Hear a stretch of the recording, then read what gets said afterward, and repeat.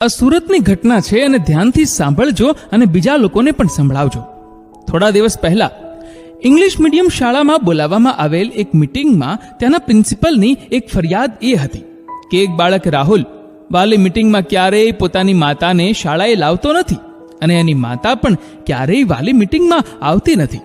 અને તે જ દિવસે એક શિક્ષકે ક્લાસના દરેક વિદ્યાર્થીઓ સાથે અલગ મલકની વાતો કરી ને પછી દરેકને કેવી માં પસંદ છે તે વિશે નિબંધ લખવા માટે આપ્યો. દરેકે પોતપોતાની માના વખાણ લખ્યા હતા, પરંતુ રાહુલના લખાણનું હેડિંગ હતું ઓફલાઈન માં, મોબાઈલ વાપરતી ના હોય તેવી. મારે માં જોઈએ છે પણ ઓફલાઈન. મારે અભણ માં જોઈએ છે જેને મોબાઈલ વાપરતા નહીં આવડે તો ચાલશે, પણ મારી સાથે દરેક જગ્યાએ જવા માટે સમય હોય. મારે જીન્સ અને ટી શર્ટ પહેરે તેવી માં નહીં જોઈએ, પણ છોટુના મમ્મી જેવી સાડી પહેરતી માં જોઈએ છે, જેના ખોળામાં માથું રાખીને હું છોટુની જેમ સૂઈ શકું.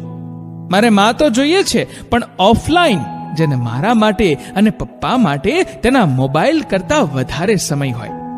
જો ઓફલાઈન માં હશે તો પપ્પા સાથે ઝઘડો નહીં થાય. મને સાંજે સૂતી વખતે વિડીયો ગેમ્સની બદલે વાર્તા સંભળાવીને સુવડાવશે. ઓનલાઈન પિઝા નહીં મંગાવે, મને અને બા બાપુજીને સમયસર રસોઈ કરીને જમાડશે. બસ મારે તો એક ઓફલાઈન માં જોઈએ છે. આટલું વાંચતા મોનિટરના હિપકા પૂરા ક્લાસમાં સંભળાઈ રહ્યા હતા.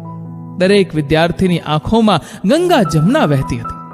આજના જમાનામાં મોબાઈલ પ્રત્યે અત્યંત પ્રેમ રાખનાર માતાઓને સમજવા લાયક ઘટના છે. તમારું આ વિડીયો વિશે શું કહેવું છે? નીચે કમેન્ટ કરીને જરૂરથી જણાવજો.